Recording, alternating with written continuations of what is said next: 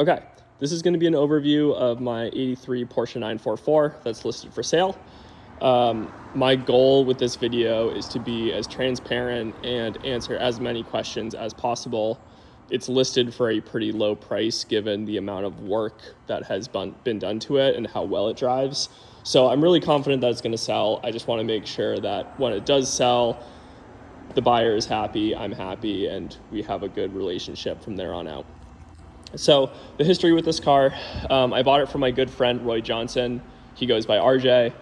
RJ and his family have owned Johnson's Auto Repair for years and years and years now. RJ specifically works on transaxle Porsches, so 944s, 928s, 968s. And he bought this car after finding it in a field, essentially because it had some really nice wheels on it. Not these wheels, that had a pair of Cup 1s that I think he put on his 968. He then ended up building it into a hot rod, mainly because 83 is really the best year 944 to do that too. And it's the best year because these cars have manual steering, but they have the 944 motor instead of the 924 motor. This one's also kind of special because it has a manual sunroof too. So 83 is like the most raw and the lightest 944 that you can get. So I bought it from RJ. He owned it for a little while, and in his time with the car, he did a lot of work to it. First of all, he rebuilt all of the brake calipers. So I think if you look like down here, you can see we have brand new pads on rebuilt calipers on all four corners. He added this Remus exhaust, which was essentially brand new because it actually came off of our friend Jostin's car after Jostin totaled it. Or Jostin didn't total it, a friend of a friend of a friend totaled it. And then the other big thing that he did is the car wasn't running when he got it. So he got it running, and he found out that it was consuming a lot of oil through the head. So he had this spare head, which is actually off of a 944 Turbo, had that completely rebuilt by Action Machine, and then installed that. And the reason that a 944 Turbo head is special is because 944 Turbos, of course, were dealing with higher pressure and higher heat. So certain components of a 944 Turbo head are ceramic coated for better heat management and strength. This head, being off of a 944 Turbo, has that ceramic coating. So it's really overkill for an NA motor, but it's a nice upgrade. The other thing that's special with this head is it has a brand new custom cam in it, which came from Fordall's shop when RJ helped clean it out. We don't know the exact specifics of the grind, but it drives really nicely, has a lot more power than the stock 944 cam, and I've driven a lot of those cars. Pulls really hard, but is actually very easy to use. So RJ had two of those cams. One of them went in this car, and then another one went into a stage rally car that he's currently building.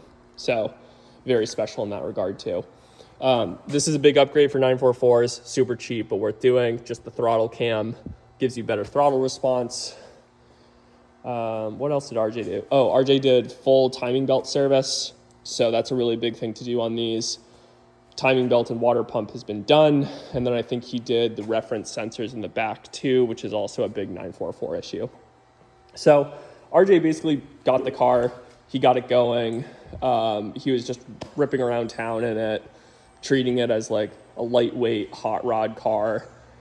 He was downsizing, decided to sell it. He sold it to me, and I did a few things with it. I should say too that RJ also pulled the passenger carpet out and just like painted this with undercoating. The driver's side does have carpet, but the passenger carpet I think was a little messed up, so that was pulled out. But basically when I got the car from RJ, I kind of continued the build, and my idea was that I really wanted to just make a great backroads car and a great track car. So I didn't build this with the intent of daily driving it. With a little bit of work, you probably could, but I wanted to keep it raw. I wanted to make it just the best driving 944 road car that I could. I've had a Porsche 924S rallycross car that we built together, very similar build to this, but that was kind of my dirt car. I wanted this one to just be a great tarmac car. So what I did to it, the most money that I put into it were definitely wheels and tires. So these are brand new Falken RT 615Ks, running 225, 50, 16 square. That's a great tire. I really like it. It's a 200 tread wear, but it's a 200 tread wear that lasts quite a long time. So it's not like, I would say it's not quite as grippy overall as an RE71 RS, but it's going to last you a lot longer. And it's still really grippy. It's more grip than a car with this amount of power really needs. So I added wheels and tires. As you can see for wheels, this is a 1552 Outlaw wheel, 16 by 8 in the back. That is like the Magnus Walker design wheel. It's based clearly off of a Fuchs. And then up here, we have some gold PAG wheels in 16 by 7. And my vision for this car was the fact that the early 911 STs, if you know anything about those, ran different sets of wheels front and back, but they ran Fuchs in the front and they ran gold PAGs in the back. Given that this is a 944 and the engine is in the front, I wanted to follow the same thing, but basically swap it. So we have gold PAGs in the front and then this like Fuchs styled wheel in the rear, because 944 is a front engine car, 911 ST was a rear engine car. So that was kind of my idea. It was like 944 ST-ish.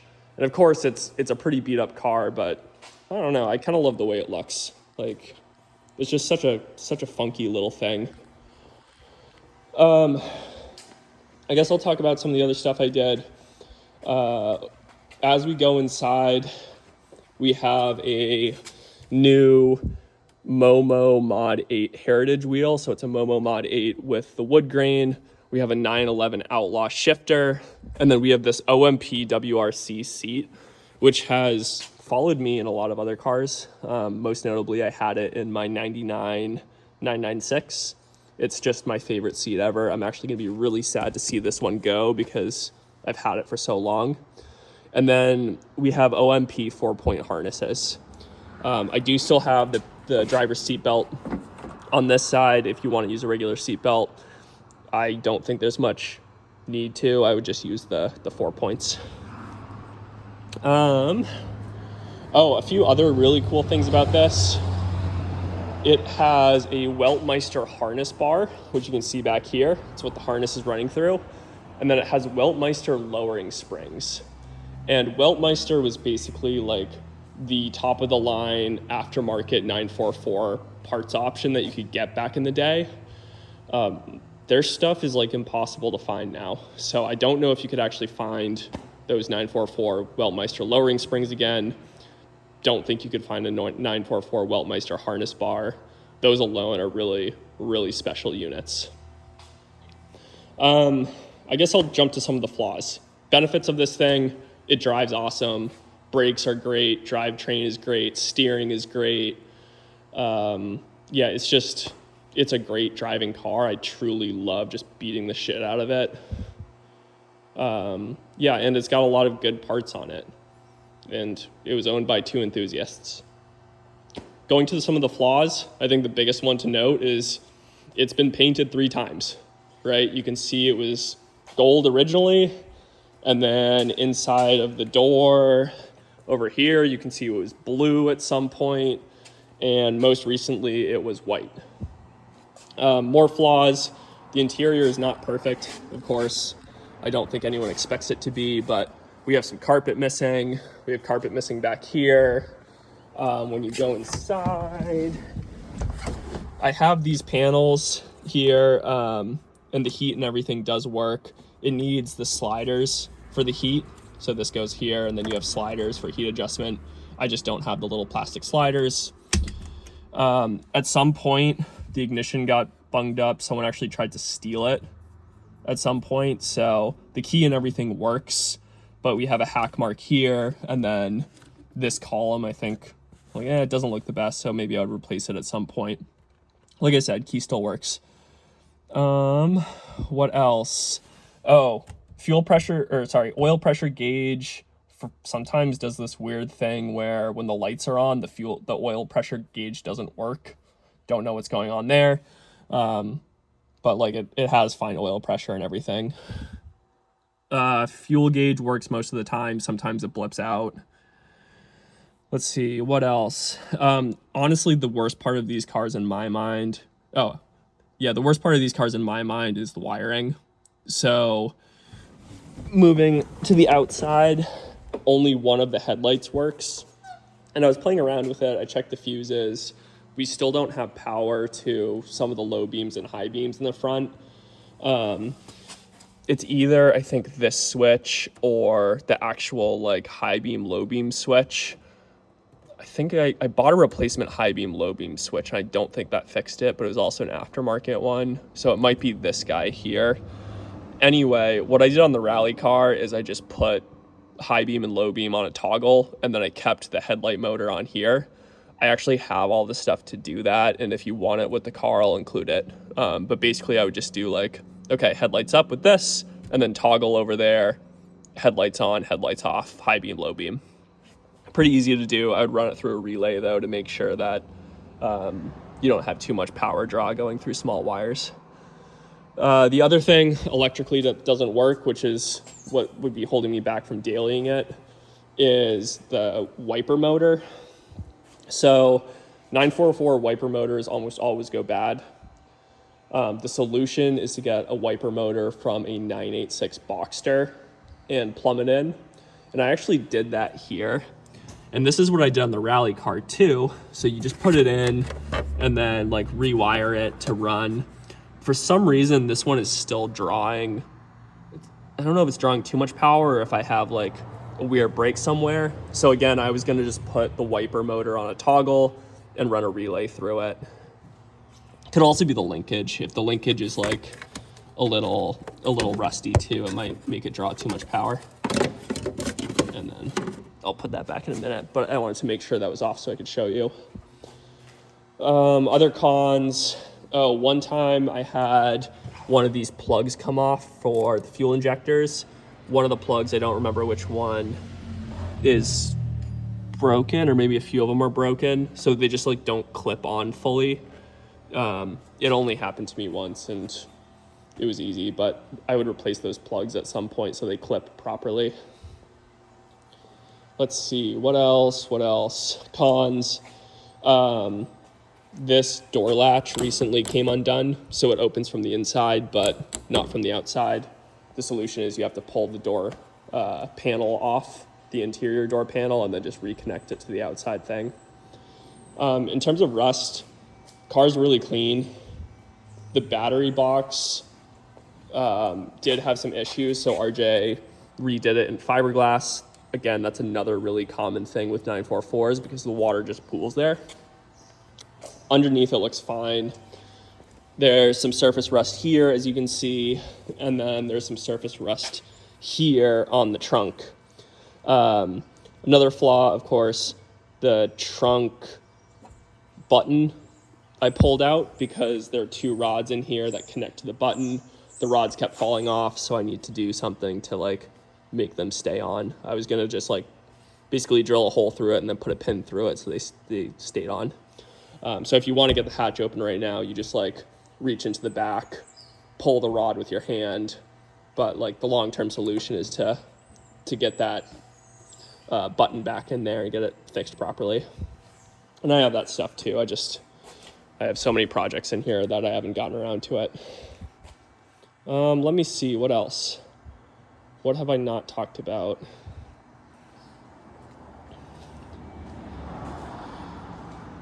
I think that's mostly it. Yeah, I mean, it's a fantastic driving car. like genuinely one of the best backroads driving cars I've ever owned. It feels so much lighter than a regular 944. Feels so much lighter than a 968. I have too much stuff right now, so I'm kind of getting rid of some things.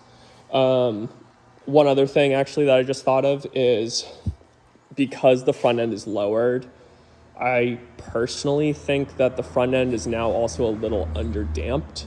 And I've driven a lot of cars, so I'm weirdly picky about these things. So I did buy some Bilstein V6s for the front. I think I paid like $350 for both of them. So if you wanted those for $200, you could have them with the car. It's actually really easy to put them in. Again, I'm just like, as you can see, pulling subframes out of my 2002. So this one has been taking a back seat. Door locks don't work with the current key, but I do actually have some ignition or some door cylinders, so you can fix the locks. Trying to think. I think that might be it. I'll do another video here where we start it up.